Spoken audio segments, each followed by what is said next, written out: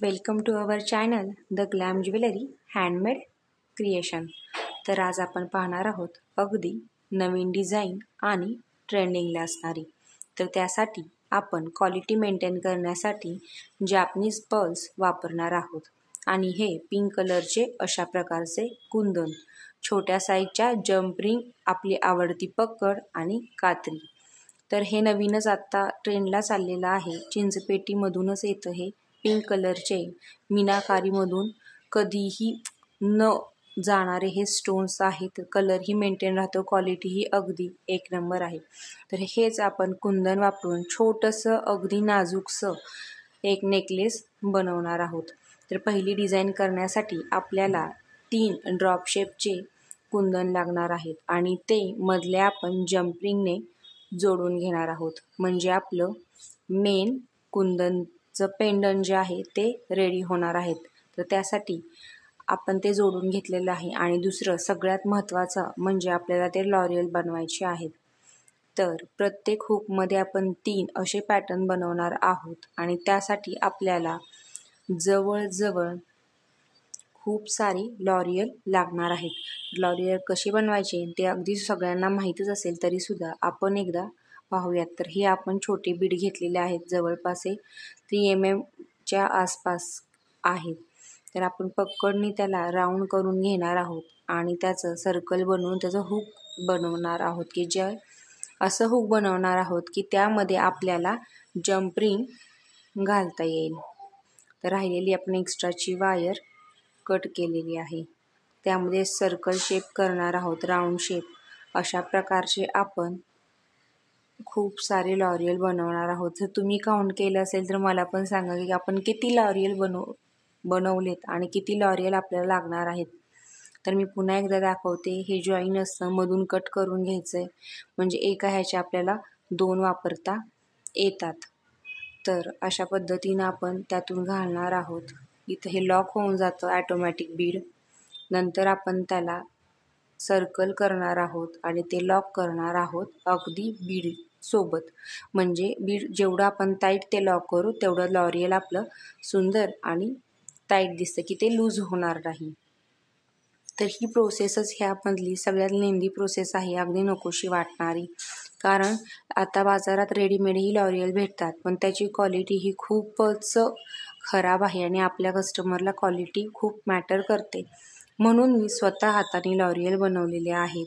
तर तुम्ही पाहत आहात आपल्याला खूप सारे लॉरियल लागणार आहेत, कारण आपल्याला 3चा बंच अशा प्रकारे घ्यायचा आहे. तर हे आपण आतापर्यंत 3 बनवून घेतलेले आहेत. तर तेच आपल्याला एका रिंगमध्ये घालायचे आहेत. तर आपण पाहतोय की अगदी व्यवस्थित लॉक करायचं आहे, तारही लागली नाही पाहिजे, कारण तो नेकलेस आहे, गळ्यात घालणार आहोत. तर आता आपण ही जम्प रिंग घेतलेली आहे, त्या जम्प रिंगला हलकंसं ओपन करायचं आहे, अगदी हलकं. आणि त्यामध्ये आपल्याला हे लॉरियल टाकायचे आहेत. एक घातलेला आहे आपण, दुसरा आणि हा तिसरा. तर हे जे आपण पेंडंट रेडी केलं होतं त्यामध्ये जिथे जिथे हुक आहेत तिथे तिथे आपण ते घालणार आहोत. तर अशा प्रकारे ते अगदी सोपं आणि साधं आहे हे.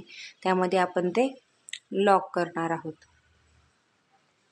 तर अशा प्रकारे पेंडंटच्या सगळ्या बाजूनी आपण ते लॉक करून घेणार आहोत. फक्त पुढचे वरचे 2 ज्यातून आपल्याला मोती घालायचे आहेत, मोत्यांची माळ जाणार आहे, अशा पद्धतीचे फक्त आपण ते वरचे ठेवणार आहोत. बाकीचे सगळ्यामध्ये आपण घालून घेणार आहोत.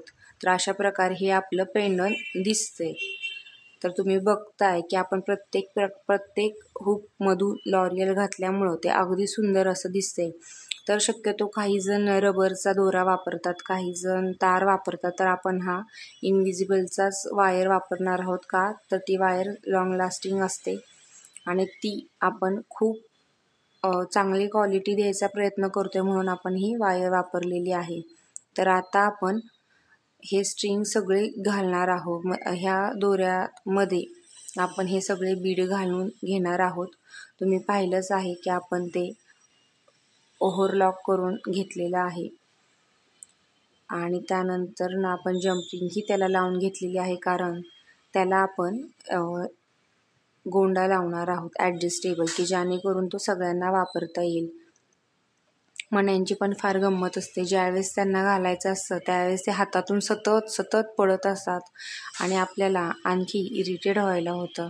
पण ज्यांना खरंच ज्वेलरी बनवायला आवडते ह्या सगळ्या गोष्टी त्यांच्यासाठी काहीच मॅटर करत नाही, हे मी स्वतःवरूनच सांगू शकते तुम्हाला.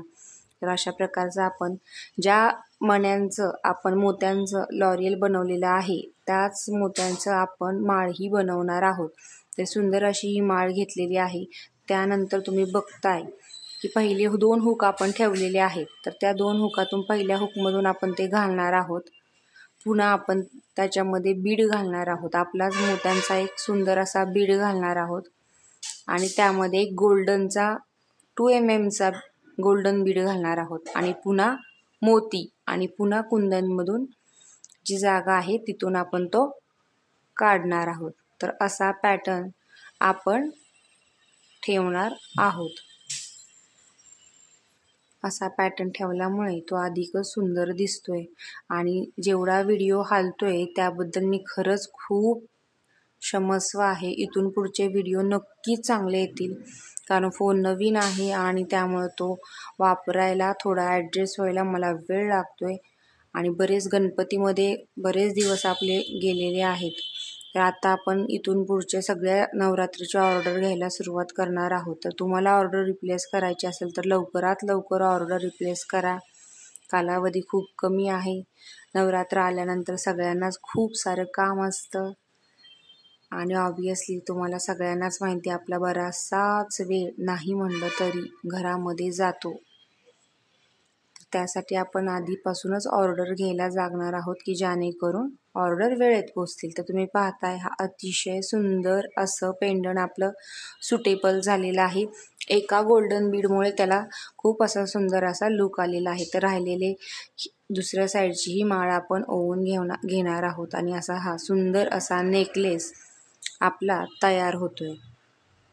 तर दुसरं सांगायचं म्हणजे आता इयरिंग्स, ह्याच्यावर मॅचिंग इयरिंग्स आपण 2 पद्धतीनं बनवू शकतो.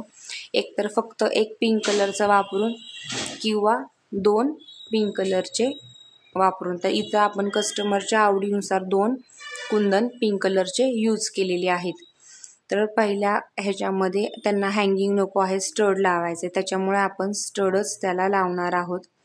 तर हा पॅटर्न थोडंसं गफलत झालेली आहे व्हिडिओमध्ये, पण तुम्ही समजून घेताल की पहिला दुसऱ्याला आपण जोडलेला आहेत आणि राहिलेल्या होल्समधून आपण पल्स जम्परिंगने जोडलेला आहे. तर मी तुम्हाला आता डायरेक्ट फायनल लुक दाखवत आहे आपल्या नेकलेसचा. तर तुम्हाला तो कसा वाटला ते नक्की कमेंट करून कळवा.